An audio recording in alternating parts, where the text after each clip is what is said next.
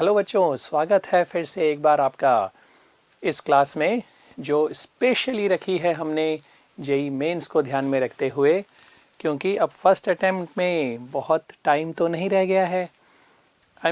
ऐसे ठीक है, अगर वैल्यू के हिसाब से देखें तो टाइम है, but you have to plan your studies, you have to revise your concepts. तो बच्चों मुझे लगा कि सबसे ज़्यादा इम्पॉर्टेंट टॉपिक्स जो हैं उसमें से एक लिया जाए आज, रोटेशनल मोशन। और इसमें थोड़ी घबराहट भी बच्चों को रहती है, ऐसा मुझे लगता है, क्योंकि ये टॉपिक ही नाम सुन के लगता है कि अरे इतनी सारी चीज़ें हैं, कॉम्प्लिकेशंस हैं, कंसेप्ट्स हैं। तो बच्चों मेंस के लिए ये मेरा उद्देश्य है कि मेंस के लिए इस टॉपिक में जो जो इम्पॉर्टेंट चीज़ें हैं वो एक बार आपको मैं बता दूं, और कुछ क्वेश्चंस भी कर लिए जाएं जो पूछे गए हैं जेई मेंस में, ताकि आपको एकदम अच्छे से समझ में आ जाए कि किन किन चीज़ों पे ध्यान देना है ज़्यादा और किस तरह के क्वेश्चंस के लिए प्रिपेयर्ड रहना है और गलतियां नहीं करें। एंड ऑफ कोर्स स्मार्टली तो करना है ही क्वेश्चंस। तो ये सब चीज़ें हम आज के इस लेक्चर में कवर करते हैं। मैं फिर से बता दूं, मैं पढ़ा नहीं रहा हूं रोटेशनल मोशन बच्चों, वो तो आपने पढ़ लिया है, पर उसमें रिवाइज़ क्या क्या चीज़ें आपको करनी है, क्योंकि इसमें तो फॉर्मूले बहुत सारे हैं रिवाइज़ करने के लिए और वो याद होने बहुत ज़रूरी हैं बच्चों, क्योंकि क्वेश्चंस आए हुए हैं डायरेक्ट उन फॉर्मूले पे। तो देखें भाई क्या क्या चीज़ें हैं।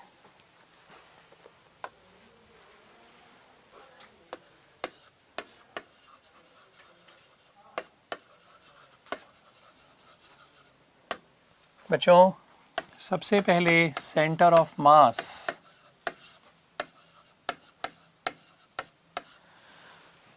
इसमें बच्चों तीन तरह के क्वेश्चंस इंपॉर्टेंट हैं। एक तो अलग अलग पॉइंट मासेस कोऑर्डिनेट्स निर्देशांक लेकर जो इस तरह के क्वेश्चंस होते हैं कि यहाँ मास रख दिया, यहाँ मास रख दिया, यहाँ मास रख दिया, इस तरह के क्वेश्चंस पूछे गए हैं मेंस में।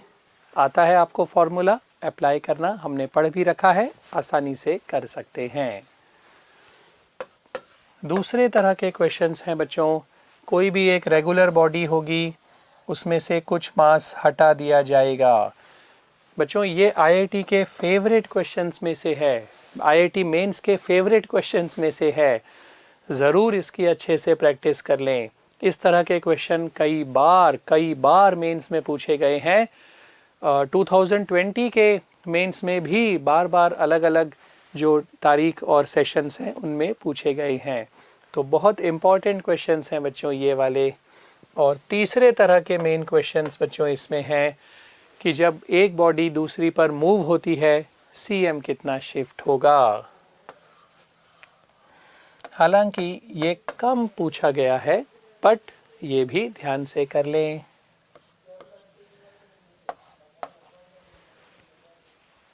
ओके। और चौथा है बच्चों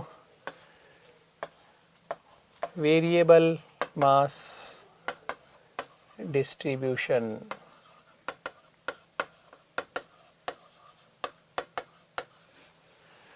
मास डिस्ट्रीब्यूशन एक जैसा नहीं है, लैम्डा की टर्म्स में दे रखा होगा मास।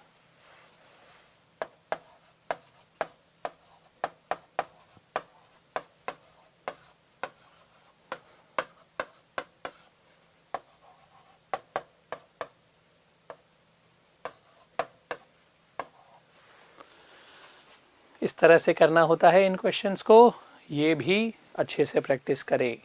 तो सेंटर ऑफ मास में ये चार तरह के क्वेश्चंस और सीएम बच्चों सभी बॉडीज के याद होने चाहिए,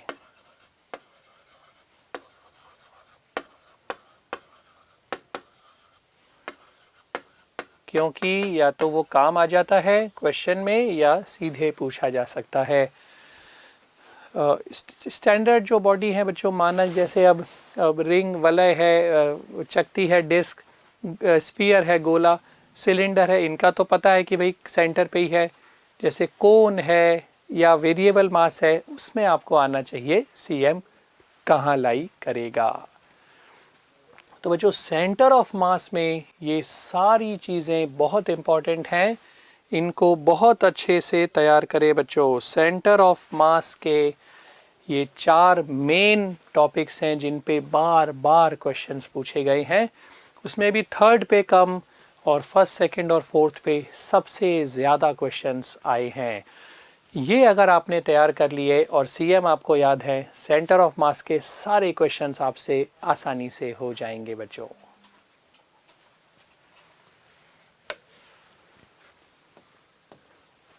तो सेंटर ऑफ मास के क्वेश्चंस के लिए ये अच्छे से प्रैक्टिस होना ही चाहिए बेटा।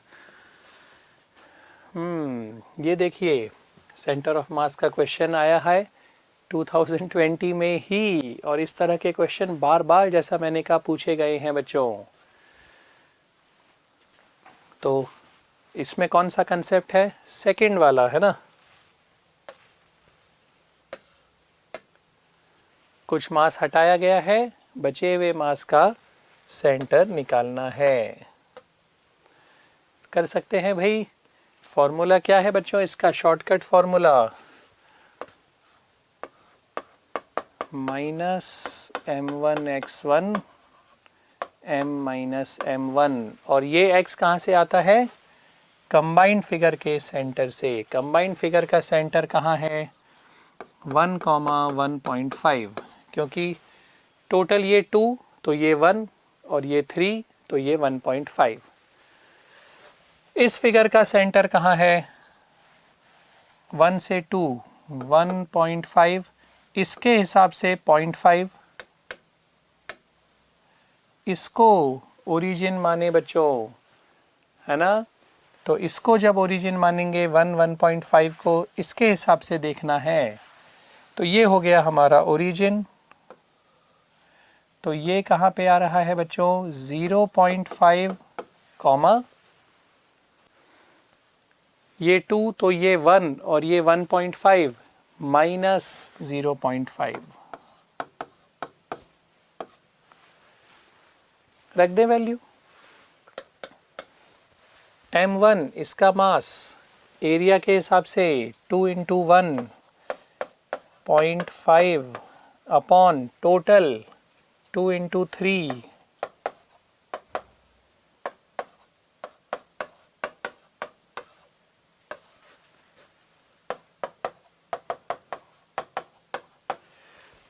ये 1 है बच्चों। यहाँ से 0.25 माइनस, यहाँ से 0.25 माइनस, ये ओरिजिन है, तो ये हो गया 1 माइनस 0.25 यानी 0.75।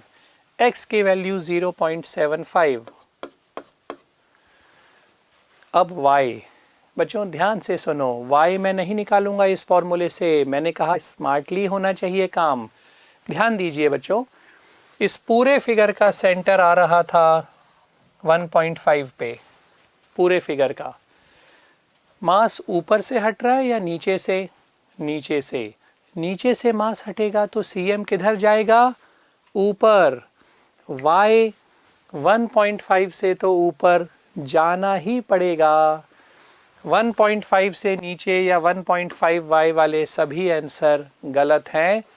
Has to be greater than 1.5, 1.75। थोड़ा सा फॉर्मूला, थोड़ा सा दिमाग, ये डेडली कॉम्बिनेशन है बच्चों। आई मीन सारे फॉर्मूले और सारा दिमाग डेडली कॉम्बिनेशन है। इस क्वेश्चन में थोड़ा दिमाग और थोड़ा फॉर्मूला लगाया, सबसे जल्दी आंसर निकलेगा और सही भी निकलेगा। तो इस तरह के क्वेश्चंस बच्चों कई बार जेईई मेंस में पूछे गए हैं। आपको अच्छे से ये टॉपिक्स जेईई मेंस के लिए बहुत अच्छे से कर लेने हैं, फिर सीएम के क्वेश्चन में आपको कोई डर नहीं रहेगा और जल्दी से आंसर भी निकाल पाएंगे।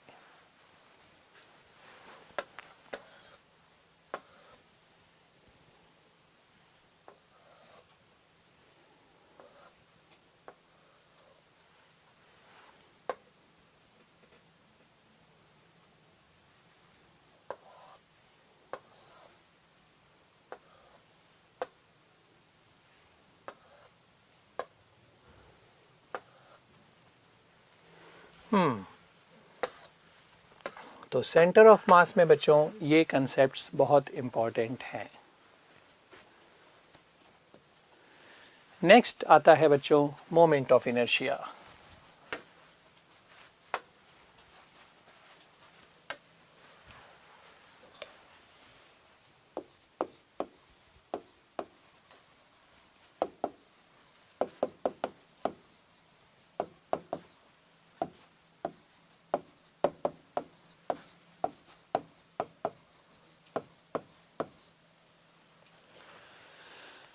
मोमेंट ऑफ इनर्शिया में भी बच्चों सबसे पहली चीज़, सभी पिंडों के MI आपको याद होने चाहिए and parallel and perpendicular axis theorem, समांतर और लंबवत अक्ष प्रमेय अप्लाई करना आना चाहिए, जो हमने बहुत बार किया है अलग अलग बॉडीज़ के लिए। ये बच्चों आपको याद होने चाहिए, इनके बिना कुछ नहीं होगा जड़त्वाघूर्ण MI में। तो सभी बॉडीज़ के MI हमने निकाल रखे हैं, और साथ ही साथ किस तरह से लगाना है पैरेलल और परपेंडिकुलर एक्सिस थ्योरम्स, ये भी अच्छे से आना चाहिए, जो हमने खूब क्वेश्चंस में कर रखा है। अब इसमें क्वेश्चंस किस तरह के हैं? क्वेश्चंस इसमें कम तरह के या आसान तरह के हैं बच्चों। इसमें भी एक तो एक्सिस पे कोई भी दो जगह एक्सिस दे देंगे और इनका रेशो पूछेंगे बच्चों, अनुपात निकालो दो एक्सिस के लिए MI का, या फिर इसमें भी कुछ भाग हटा के और MI निकालने को कह देंगे।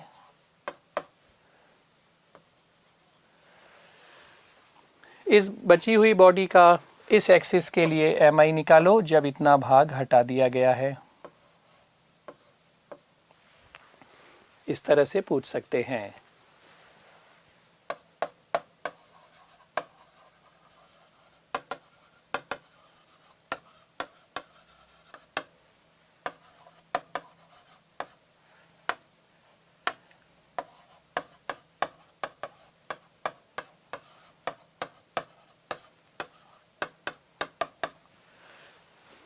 ये दो तरह के प्रश्न सबसे महत्वपूर्ण है। और तीसरा वही चीज़, चर द्रव्यमान वितरण, CM में भी और MI में भी पूछ सकते हैं। CM में भी इसके प्रश्न आते हैं और MI में भी इसके प्रश्न आते हैं। तो इसके भी आपको प्रश्न अच्छे से आने चाहिए बच्चों।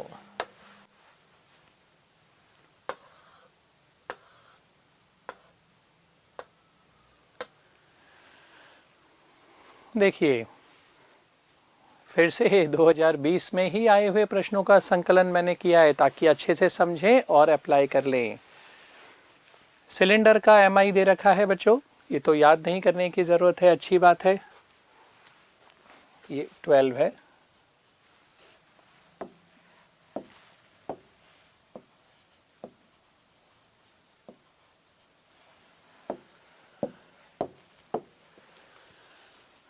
गिवन मास से बन रहा है, L/R चाहिए ताकि मिनिमम वैल्यू आए, तो M हो जाएगा बच्चों πr²L,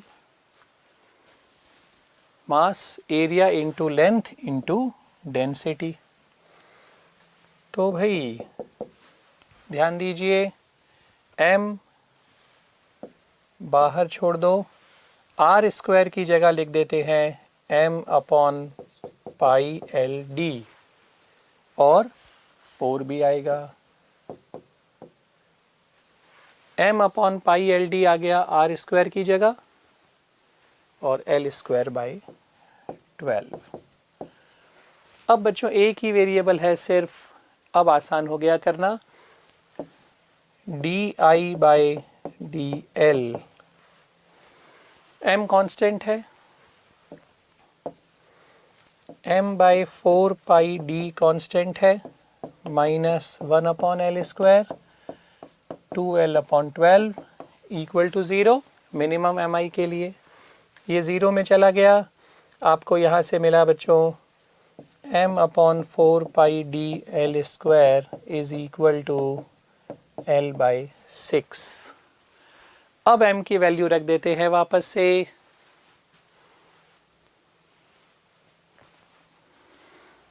πr²LD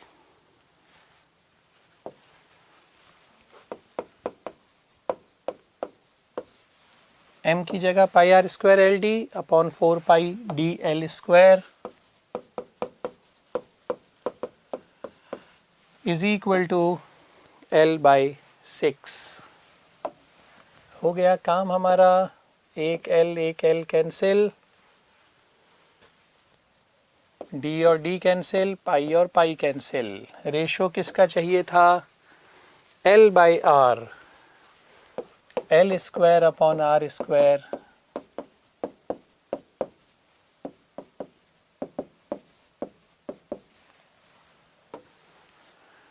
रूट में आ गया 3/2। तो इस तरह के क्वेश्चंस भी आ सकते हैं बच्चों। और MI के और क्वेश्चंस देखें। ये देखिए, रेक्टेंगल है आयत, O और O' के लिए MI निकालना है और साइड दे रखी है 60 और 80। बच्चों जैसा मैंने पहले भी कहा, सिर्फ नॉलेज से काम नहीं होता। अगर आपको सबसे आगे निकलना है, नॉलेज और दिमाग, ये दोनों आप चलाओ, कोई रोक नहीं सकता। क्योंकि सही तो कई बच्चे कर लेंगे जिनके पास नॉलेज होगी, पर जिनके पास दिमाग होगा वो जल्दी सही करके ज़्यादा क्वेश्चंस करेंगे, ज़्यादा सही करेंगे। बच्चों अब यहाँ पे हम फॉर्मूला लगाने बैठ जाते हैं। O के लिए m/12 L² + B²। L दिया है, B दिया है, सॉल्व करते हैं पूरा, आंसर तो आएगा। फिर O' के लिए लगाते हैं, सॉल्व करते हैं, आंसर तो आएगा। पर इतनी टाइम और मेहनत नहीं देना है बच्चों। O के लिए I कितना है? m/12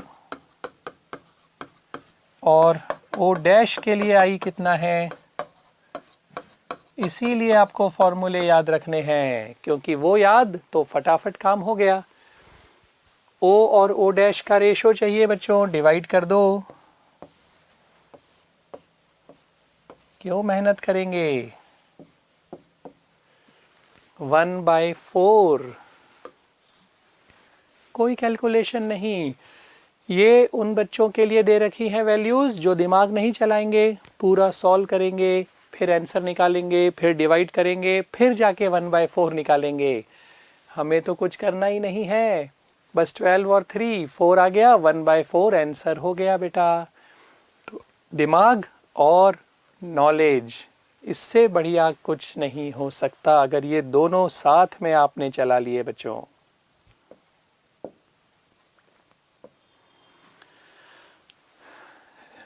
वेरिएबल मास दे रखा है, मोमेंट ऑफ इनर्शिया निकालना है इस एक्सिस के लिए। यहाँ से x डिस्टेंस पे स्मॉल एलिमेंट dx लिया, इसका मास कितना होगा? Lambda dx। रख देते हैं di is equal to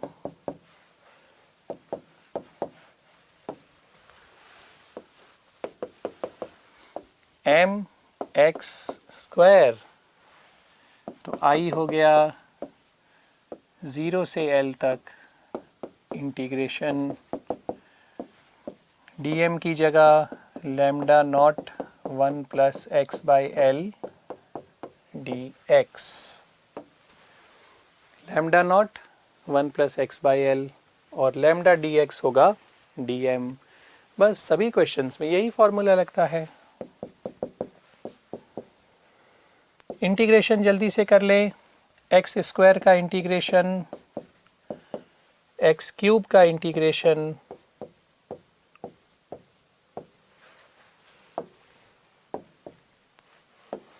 so I हो गया बच्चों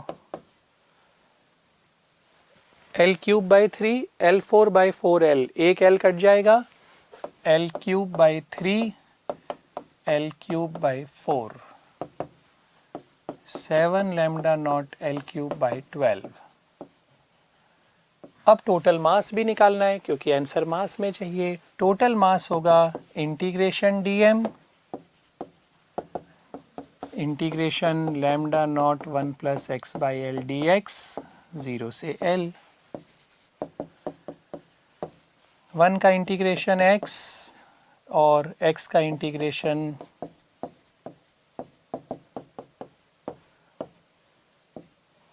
l plus l by 2। So lambda naught हो गया बच्चों 2m/3l। रख दीजिए finally 2m/3l 7 lambda naught L cube by 12, 7 lambda naught L square by 18। 7 by 18 m L square, m आ गया है लैम्डा नॉट की जगह। लैम्डा नॉट की जगह ही तो m रख दिया था। 7 ml स्क्वायर बाई 18। तो देखो मैं आपको बता रहा हूँ क्या क्या टॉपिक्स हैं और उनके क्वेश्चंस भी दिखा के करवा रहा हूँ कि ये टॉपिक्स पे ये क्वेश्चंस आए हैं और इस तरह के क्वेश्चंस आए हुए हैं बच्चों।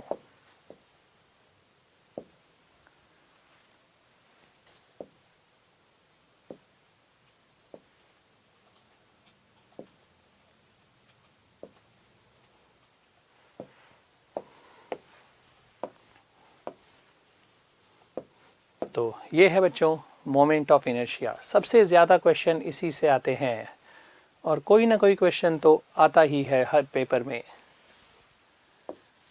तीसरा है बच्चों टॉर्क।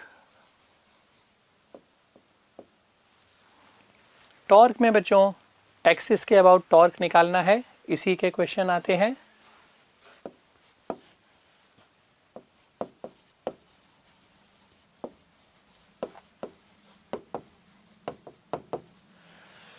या तो फोर्स इनटू परपेंडिकुलर डिस्टेंस से हो जाते हैं और या फिर वेक्टर में कभी कभी पूछते हैं r क्रॉस f।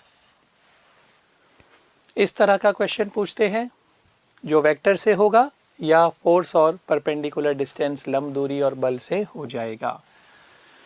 तो टॉर्क के क्वेश्चन इन दो कंसेप्ट्स पे ही ज़्यादा बार पूछे जाते हैं। सबसे ज़्यादा टॉर्क के क्वेश्चन में यही कंसेप्ट काम आ रहे हैं बच्चों। देखें इसके भी कुछ एग्जाम्पल।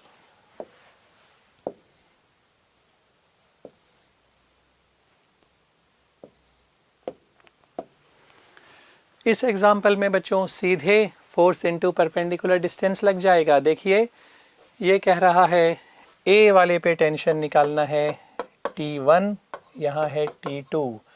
इसके अबाउट टॉर्क ले लेते हैं बस, force into perpendicular distance. m मास है रॉड का जो यहाँ पे लग रहा होगा। सेंटीमीटर में ही रखेंगे सारे डिस्टेंस तो कन्वर्ट नहीं करने पड़ेंगे।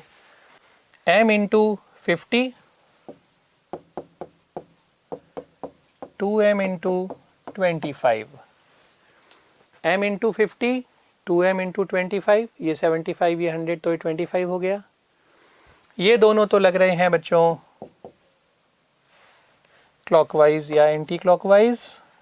एंटी क्लॉकवाइज इस पॉइंट के अबाउट एंटी क्लॉकवाइज और ये है क्लॉकवाइज। t इंटू 100 हो गया काम। T1 ही आपको निकालने को कहा है। 50 mg और 50 mg, 100 mg, 100 T1। सो T1 की वैल्यू हो गई 1 mg। इजी। तो जैसा मैंने कहा ज़्यादातर इसी कंसेप्ट पे पूछा जाता है, पर कभी कभी बच्चों क्रॉस प्रोडक्ट वाला भी पूछ लिया जाता है।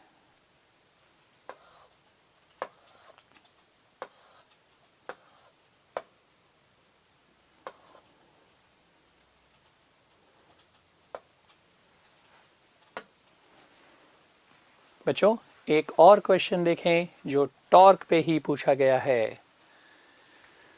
क्वेश्चन कह रहा है एफ की मिनिमम वैल्यू निकालो ताकि इसे ऊपर खींचा जा सके, उठाया जा सके, इस पॉइंट के अबाउट घुमाया जा सके। अब इसका एक्चुअल तरीका देख लें।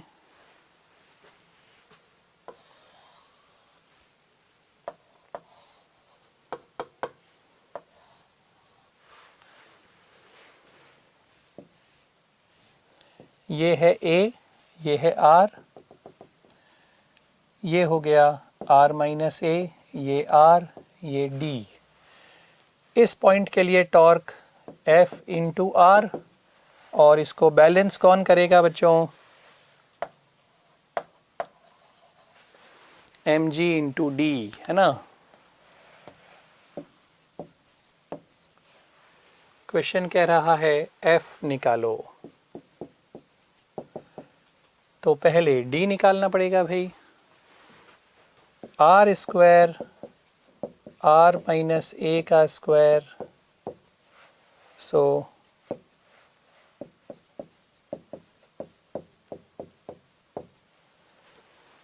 ये फॉर्मूला हो गया बच्चों डी स्क्वायर का।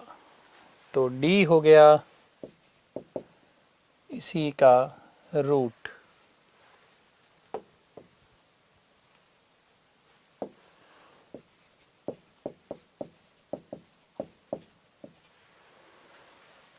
रख दे डी की जगह।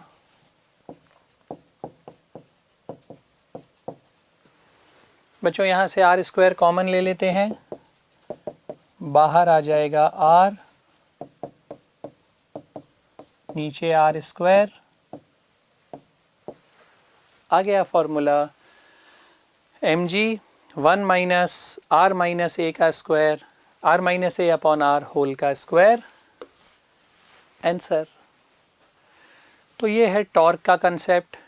अब बच्चों स्मार्ट टेक्निक, वापस से इस क्वेश्चन को करता हूँ, बहुत ही शानदार तरीका बच्चों। देखिए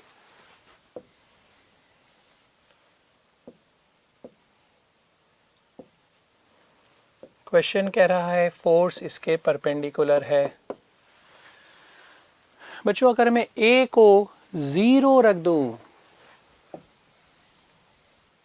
ए 0, तो ऐसे फोर्स लगा के ही बॉडी आगे चली जाएगी, क्योंकि इसके परपेंडिकुलर चाहिए force.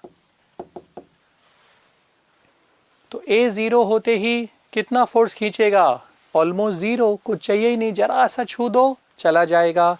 So when A is 0 F is 0, tends to 0। रख के देखते हैं। A को 0 रखा F 0, A को 0 रखा F 0, A को 0 रखा नहीं, A को 0 रखा F 0। थर्ड ऑप्शन तो कैंसिल हो गया। दूसरी बार बच्चों अगर मैं A को R के बराबर रख दूं,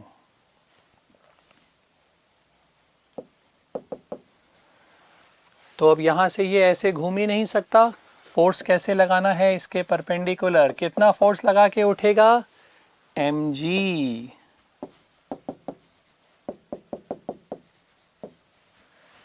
ए जब आर के बराबर है एफ mg होना चाहिए।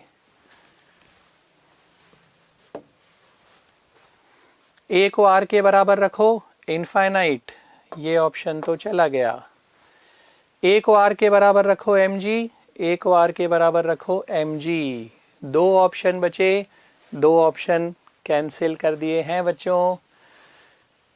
ध्यान से देखिए भाई, अगर मैं इस ऑप्शन में ए को आर के बराबर रखता हूं तो ये और ये ऑप्शन बचे, ये वाला ऑप्शन हट गया।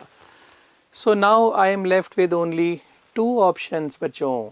2 ऑप्शन मैंने बिना कुछ क्वेश्चन किए सिर्फ ये सोच के कैंसिल कर लिए आसानी से कि अगर ए 0 है तो फोर्स टेंड्स टू 0 होना चाहिए, और अगर ए आर के बराबर है तो फोर्स टेंड्स टू mg होना चाहिए। आसानी से 2 ऑप्शन हटा सकते हैं। तो ये एक सोचने का तरीका है बच्चों।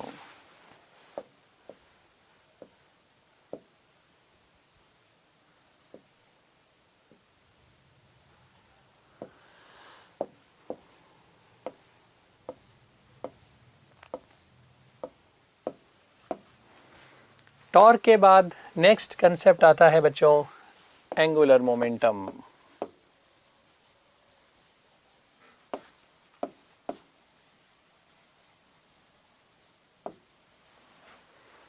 एंगुलर मोमेंटम में सबसे ज़्यादा, वैसे तो पहले इसके एक तो वेक्टर फॉर्मूला और दूसरा वही मोमेंटम इनटू परपेंडिकुलर डिस्टेंस, और सबसे ज़्यादा क्वेश्चन बच्चों इसमें कोलाइजन के पूछे जाते हैं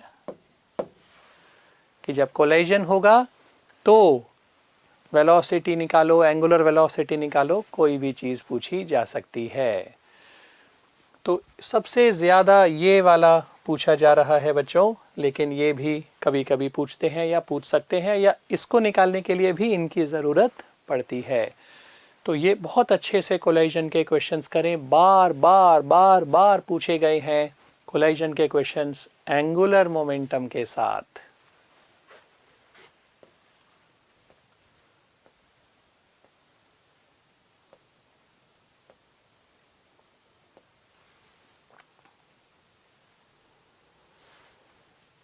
चलो साथ में एक चीज़ और ये भी देख लें,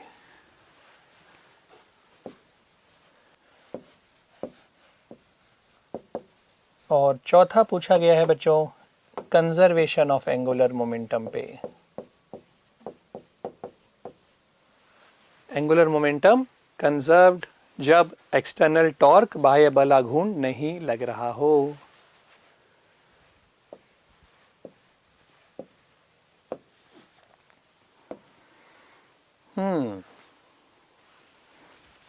पर्सन इसके रिम पे खड़ा है और जब ये सेंटर पे पहुंचेगा तो एंगुलर वेलोसिटी क्या होगी टेबल की, ये पता लगाना है।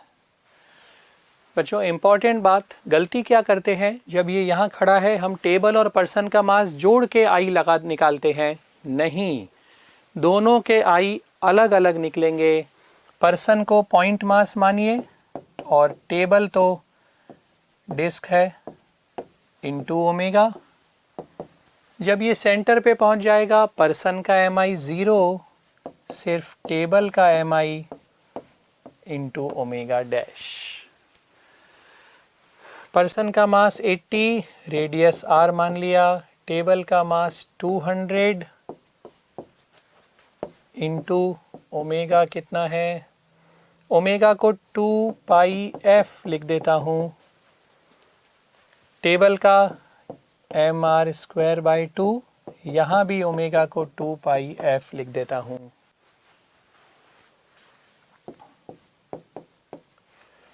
R square into 5, 100 R square into f।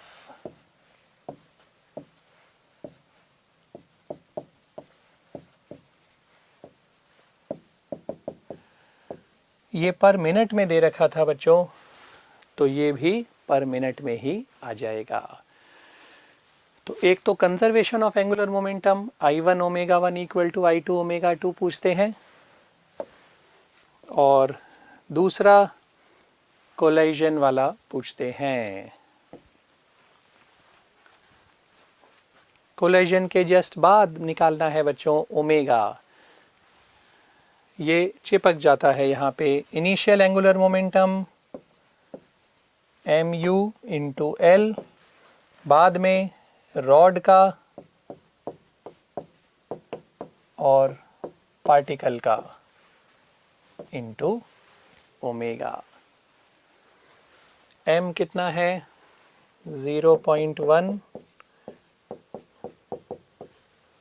m1 है 0.9,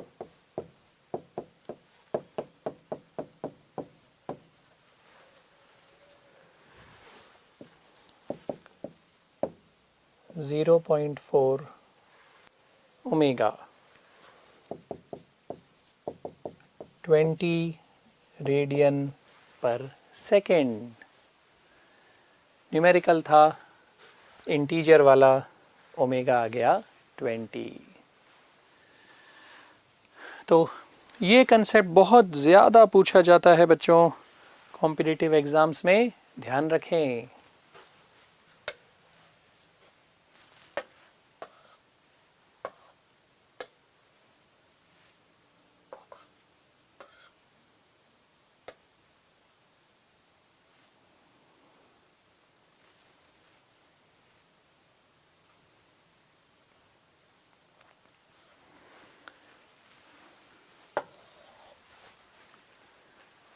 बच्चों एंगुलर मोमेंटम से जुड़ी हुई ही है काइनेटिक एनर्जी।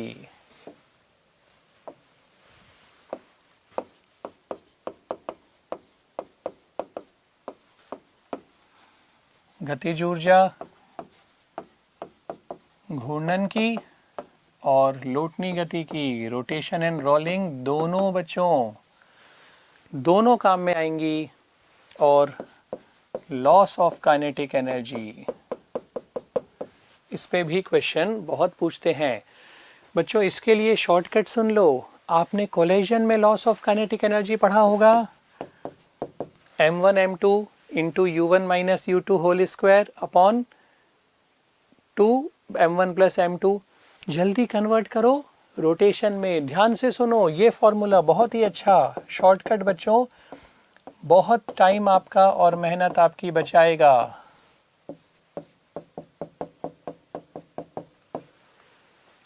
रोटेशनल मोशन में लॉस ऑफ काइनेटिक एनर्जी, जब दो घूमती हुई बॉडीज को कांटेक्ट में लाया जाए, इस फॉर्मूले से होगा बच्चों काम। ये फॉर्मूला वहीं से बनाया है मैंने, याद रखें, ये अच्छा शॉर्टकट है।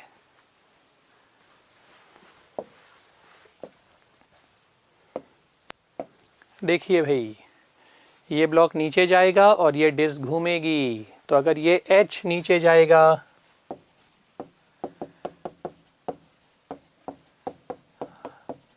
हाफ, इसकी तो हाफ mv स्क्वायर और इसकी हाफ i ओमेगा स्क्वायर। निकालना है ओमेगा, v को ओमेगा r लिख दें और डिस्क के लिए mr square by 2, 3/4 m omega square r square.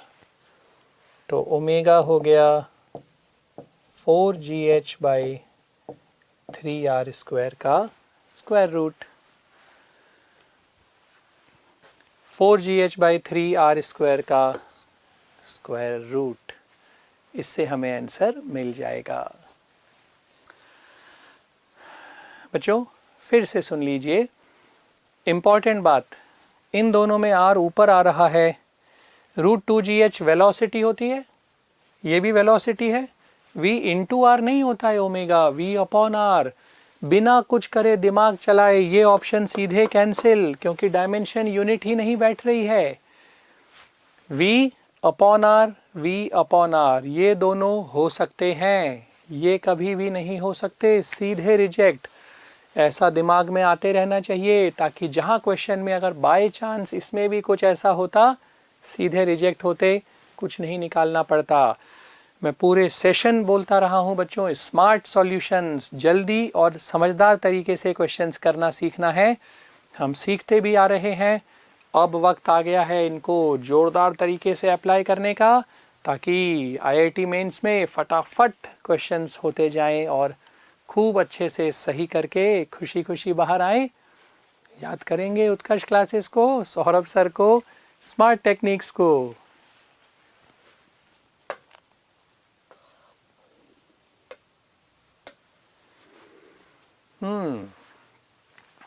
दो चीजें आ गई, L/2 साइन थीटा नहीं, L/2 कॉस थीटा। mg यहाँ लग रहा है, ओमेगा √n जब ये ज़मीन पे टकराएगा तब, तो पुटॉर्क की बजाय क्यों ना एनर्जी कंजर्वेशन लगा दे बच्चों।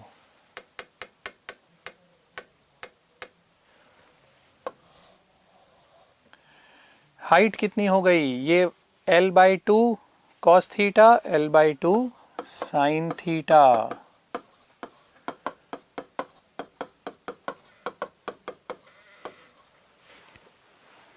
mgh is equal to half I omega square, omega ही निकालना है, 6 जी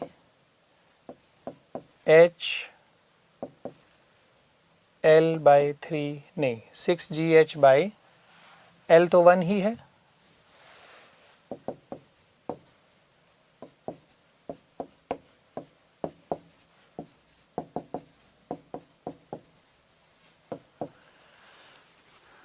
रूट एन रूट 15, एन हो गया 15।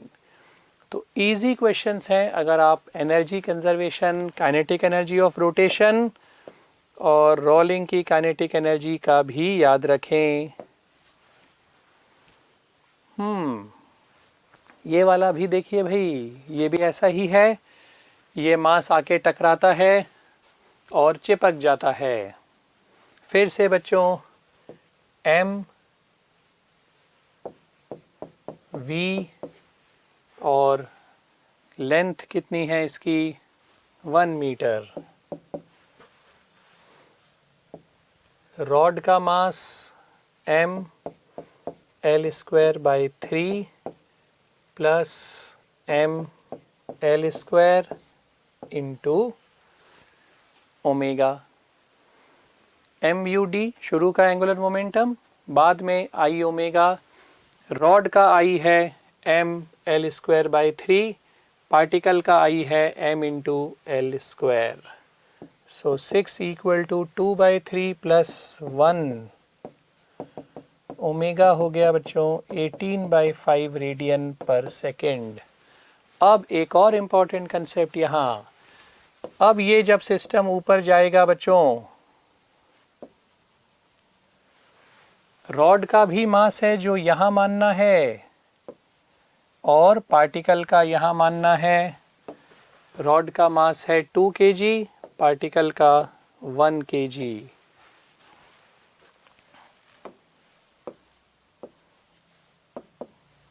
अगर ये एंगल थीटा हो, पार्टिकल के लिए mg l by 2, l 1 metre है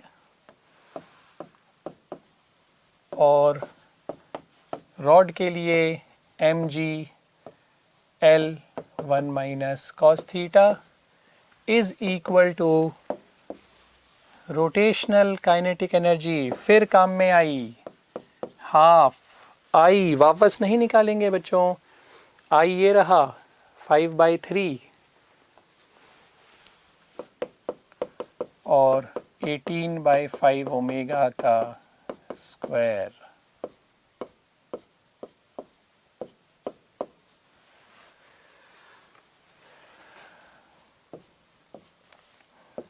फिफ्टी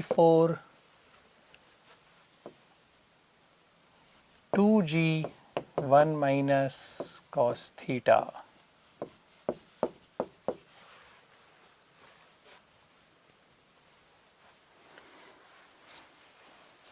फिफ्टी 4 बाई 5 भी है, 27 बाई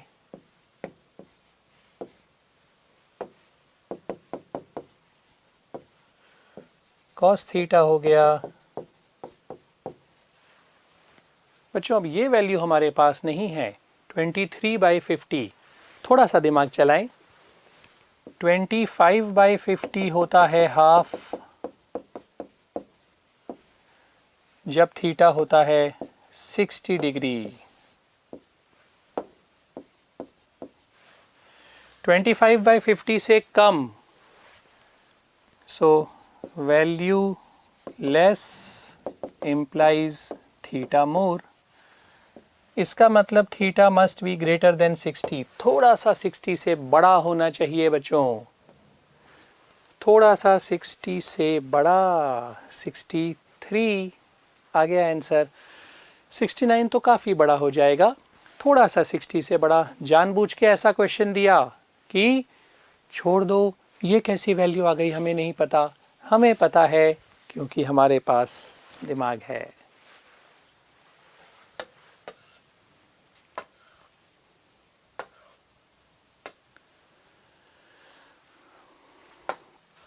आहा, मास m and radius r, omega 1 से घूम रही है, रेडियस r/2, सेम मास, घूम नहीं रहा है, रुका हुआ था।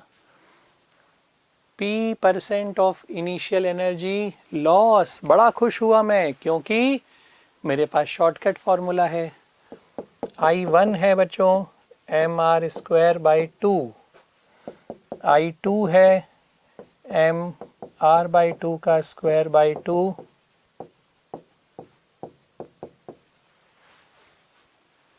बच्चों अब ध्यान से सुनो, और भी जल्दी कर रहा हूँ। I2 ये आया है, अगर मैं इसको भी इंटू 4 कर दूं,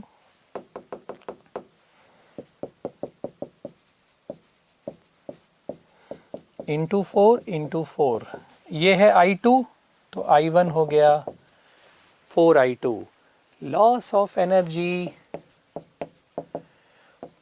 I1 I2, फॉर्मूला नहीं, वैल्यू रख देते हैं सीधे। I1 I2 twice I1 plus I2 omega 1 minus omega 2 का होल स्क्वायर। बच्चों 4I2 को यहाँ पे मैं I1 लिख रहा हूँ, half I1 omega square I2 upon 5I2। ये क्या है बच्चों? शुरू की काइनेटिक एनर्जी नीचे भेज दो, परसेंटेज चेंज इनटू 100, 20%, सीधे टिक, टिक नहीं वैल्यू रखेंगे। p%, p is 20।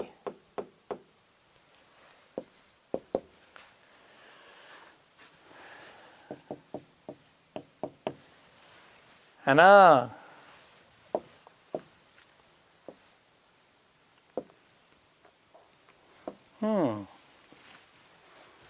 वेलोसिटी दी है, रोलिंग कर रहा है बच्चों, कौन? Solid sphere. बच्चों फिर से देखो, बहुत शानदार फॉर्मूला। सॉलिड स्फीयर के लिए translational upon total kinetic energy होती है B upon A plus B। ये शॉर्टकट फॉर्मूला मैंने पढ़ाया है आपको बच्चों, है ना? ट्रांसलेशन की kinetic energy upon total kinetic energy B upon A plus B। B और A क्या है? I के फॉर्मूले में न्यूमरेटर और डिनोमिनेटर बच्चों। ये है A, ये है B। देखो ट्रांसलेशनल कितनी, हाफ mv स्क्वायर, m कितना है 1/2, v कितना है 5/100,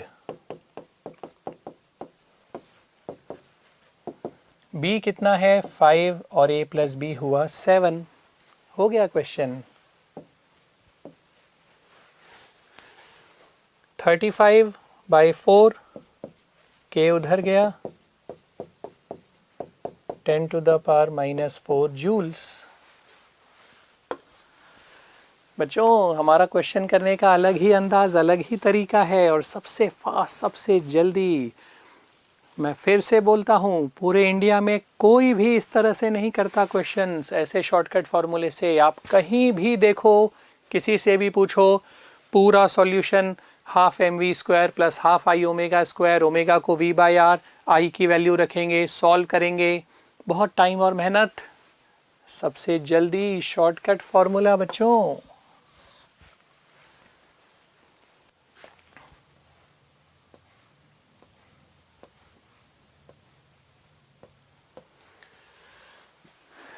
तो काइनेटिक एनर्जी, रोटेशन, रोलिंग दोनों की याद रखनी है। और लास्ट में बच्चों रोलिंग के एक्सेलरेशन, वेलोसिटी, टाइम। रोलिंग मतलब pure rolling, acceleration, velocity, time फॉर्मूले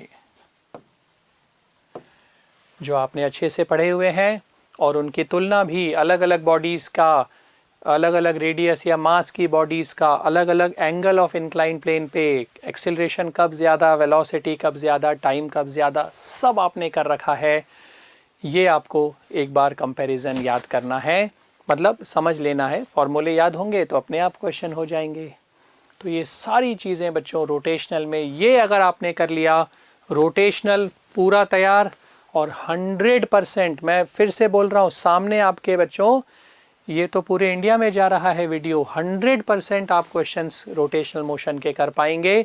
और उसके क्वेश्चंस आते भी बहुत हैं, बहुत चांसेस आपके सिलेक्शन के बढ़ेंगे ये चैप्टर जैसे ही अच्छे से तैयार हो जाएगा।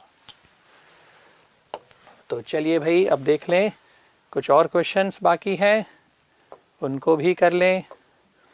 कंसेप्ट सारे हमने यहाँ देख लिए हैं।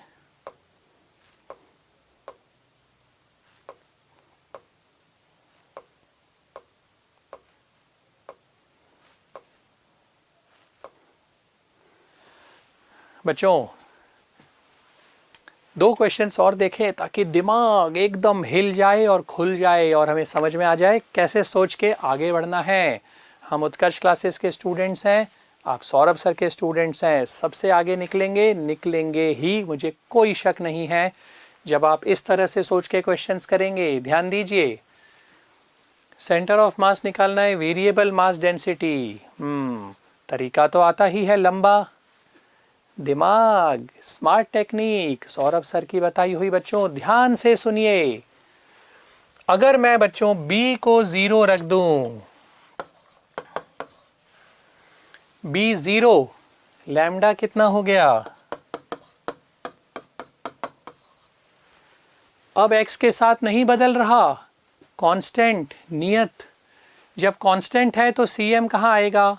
पूरी रॉड का लैम्डा एक जैसा है, यानी रॉड यूनिफॉर्म है, एक समान है, सेंटर में आएगा लैम्डा cm, यानी cm का x होगा L/2। अगर b को 0 रख दूं, x आना चाहिए बच्चों L/2। रखो, इंटीग्रेशन छोड़ो दूसरों के लिए, करने दो उनको जो सीख के आए हैं, रट के आए हैं। दिमाग से बड़ी कोई ताकत नहीं बच्चों। रख दें, b को 0 रखो, क्या आया भाई?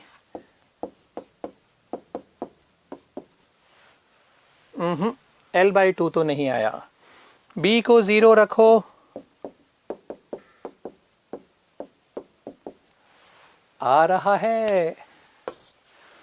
b को 0 रखो, नहीं। b को 0 रखो, सिर्फ एक ऑप्शन L/2, कोई इंटीग्रेशन नहीं, कुछ भी नहीं हल किया बच्चों, सिर्फ ओरली। ये तो आप ओरली कर सकते हो वैल्यू रख के और टिक करो आंसर। कम से कम 2 मिनट लगेंगे इसको इंटीग्रेशन से करने में, कम से कम 2 मिनट।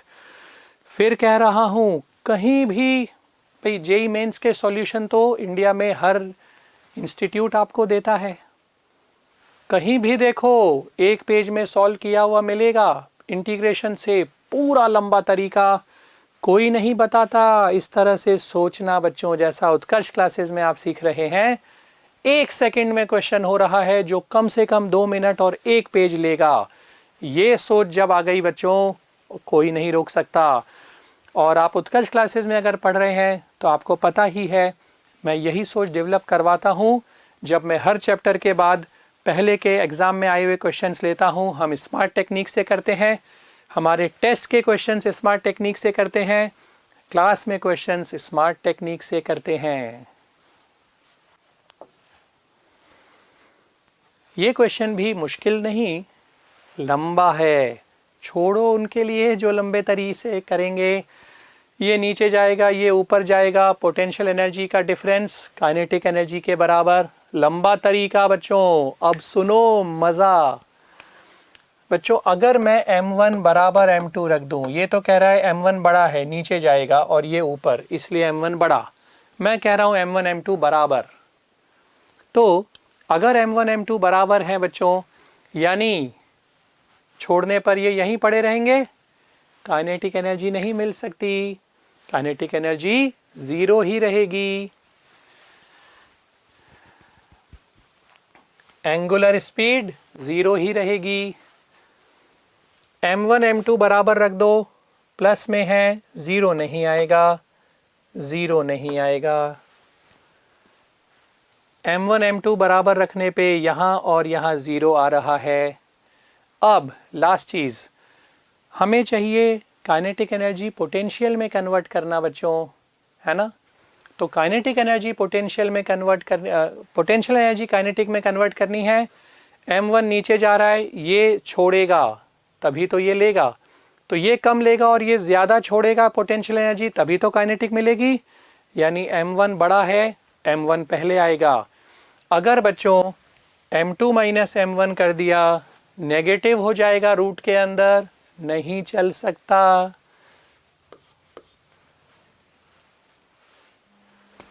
कुछ बचा ही नहीं है करने को। सीधे हमारे पास आंसर आ गया है बच्चों m1 माइनस m2, नहीं तो ये सेम हो जाएंगे। यहाँ m1 माइनस m2 कर देते हैं, यहाँ m2 माइनस m1 है, यहाँ m1 माइनस m2, तभी तो ऑप्शंस अलग अलग बन रहे हैं। ये हो गया बच्चों हमारा आंसर। तो इस तरह के स्मार्ट सॉल्यूशन सोचना शुरू कर दीजिए। अगर आप उत्कर्ष क्लासेस के स्टूडेंट हैं तो आप सोच ही रहे हैं, नहीं है बच्चों तो कोशिश कीजिए। हालांकि अब समय कम है, पर जितना हो सके इस तरह की सोच डेवलप करें, कोई आपको नहीं रोक पाएगा IIT मेंस शानदार तरीके से क्लियर करने से। तो बच्चों रोटेशनल मोशन में उम्मीद करता हूँ इससे आपको बहुत फ़ायदा होगा और रिवीजन भी आप अब बहुत बढ़िया से कर लेंगे, क्योंकि अब आपको पता चल गया है क्या क्या टॉपिक्स पे ध्यान देना है और किस किस तरह के क्वेश्चंस पूछे जा रहे हैं मेंस में। तो ऑल द बेस्ट आप सभी को, इस चैप्टर को बढ़िया से तैयार करें बच्चों। सी यू।